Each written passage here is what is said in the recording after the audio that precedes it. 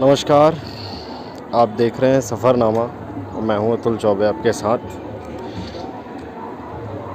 अपने सफ़र की नए सिरे से शुरुआत करने के लिए मैं आया हूं अवंतिका नगरी, वर्तमान में उज्जैन, महाकाल के दर्शन करने।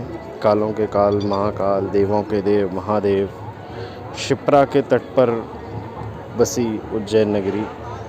और पूर्व में ये मान्यताएं ही थीं या किसी भी बस्ती को बसने के लिए एक जो प्राथमिक आवश्यकता पड़ती थी वो जल की थी। जहाँ जल की आपूर्ति पर्याप्त हो मात्रा में होती थी, लोग वहाँ अपना घर बनाते थे, वहाँ रहते थे। और फिर वो होते होते आज हम जो देख रहे हैं, बड़े बड़े जितने भी नगर हैं, सब किसी न किसी जलाशय या जहाँ पर जल पर्याप्त मात्रा में है उसके किनारे बसे हुए हैं। जबलपुर में माँ नर्मदा हैं, मंडला हैं, डिंडौरी है, ये सब माँ नर्मदा के तट पर हैं। यहाँ पर शिप्रा के बाजू से उज्जैन है, फेमस है, सब प्रख्यात है।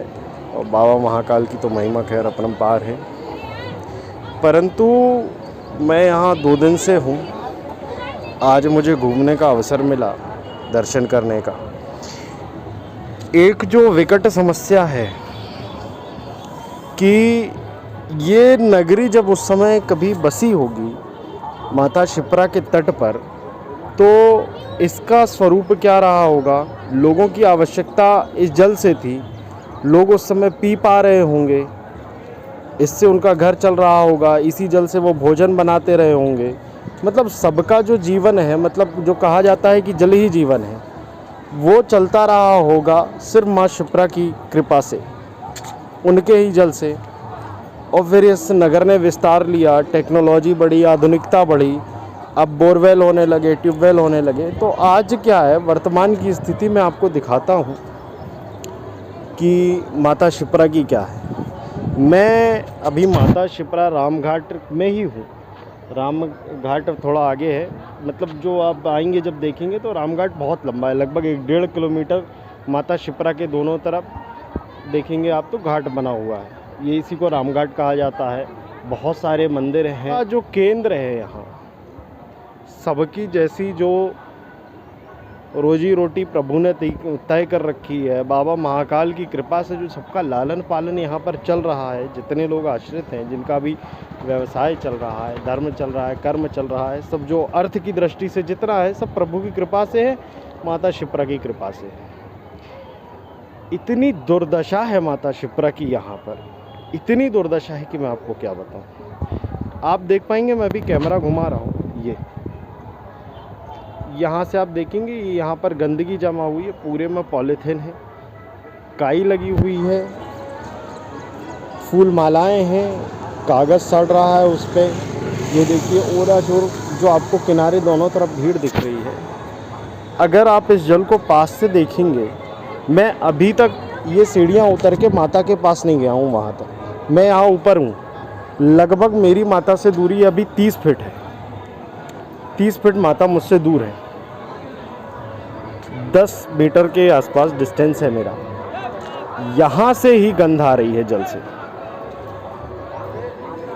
ऐसी गंध आ रही है कि पास में जाने की इच्छा नहीं हो रही है।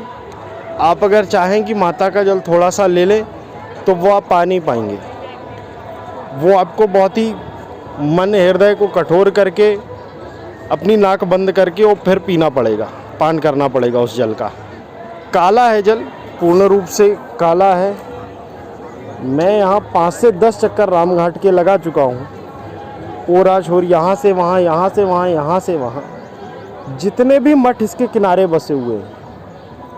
अब नदी तो निचले स्तर पर ही होती है, मतलब सामान्य जो धरा होती है, जो स्तर होता है उससे थोड़ी गहराई पर ही होती है नदी। ऊपर से जितने भी नाले आ रहे हैं सब आकर के माता शिप्रा में समा रहे हैं। गंदी गंदी नालियाँ। मैं वहाँ से महाकाल से सीधे आ रहा था अभी रामघाट के लिए, तो जो रास्ता बनाया हुआ है कॉरिडोर के बाजू से, वहाँ से एक शानदार ज़बरदस्त नाली, एकदम पूरा गंदा पानी भला भल बिल्कुल सीधे आकर के माता शिप्रा में मिल रही है। जितने मठ बने हुए हैं पूरी गंदगी माता शिप्रा में आ रही है। मतलब इतना गंदा, एक बड़ा नाले का रूप आने वाले 50 साल में शिप्रा ले लेगी, जहाँ पर आप ना नहा पाएंगे ना अपनी आस्था, ना श्रद्धा, भक्ति, कुछ का भी आप दर्शन प्रदर्शन नहीं कर पाएंगे। भक्ति के नाम पर अंध भक्ति का जो आडंबर होने लगा है, जो पाखंड व्यक्ति करने लगा है, सनातन संस्कृति जो है वो विनाशकारी नहीं सृजनकारी रही है सदैव से ही। मतलब हमने निर्माण में, प्रकृति के संरक्षण में और सृजन में, वृक्षारोपण में हमारा विश्वास है। इतनी गंदी स्थिति है माता शिप्रा की कि जिसकी कोई सीमा नहीं। इतनी गंध आ रही है कि जैसे आप नाले के बाजू में खड़े हो। पुलिस है, पूरा विभाग है, अमला है, शासन है, प्रशासन है, डेवलपमेंट है, सिर्फ कंस्ट्रक्शन है। संरक्षण के नाम पर कुछ नहीं।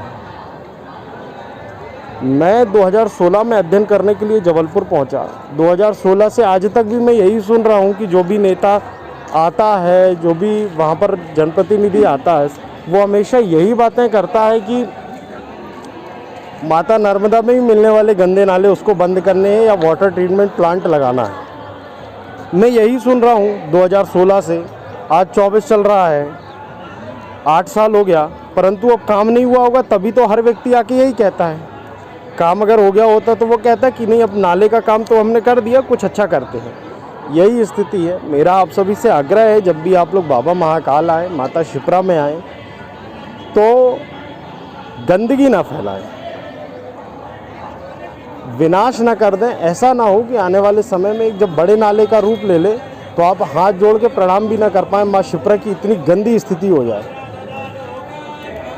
इतनी गंध आ रही है चूँकि माता शिप्रा से कि जिसकी कोई सीमा नहीं। अगर अब साफ़ करने में ही लगाए जाए तो सरकार का कई करोड़ का बजट इसमें चला जाएगा, परंतु माता शिप्रा साफ़ होने से नहीं।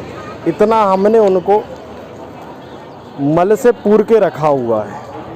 अब नालियों से जो आ रहा है वो बहुत शुद्ध जल तो होगा नहीं, या जो चीज़ें बह के आ रही वो अच्छी तो होंगी नहीं। तो मेरा आप सभी से आग्रह है, मेरा आज सफ़रनामा का ये पहला वीडियो है जो मैं यहाँ के लिए बना रहा हूँ।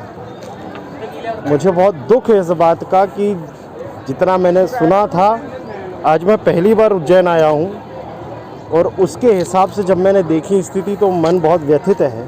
परंतु कोई ये नहीं देख रहा है कि किस दुर्दशा में वो पहुँचाने पर तुले हुए हैं। सिर्फ अंधभक्ति है, भक्ति इसे नहीं कहते, श्रद्धा ये नहीं है।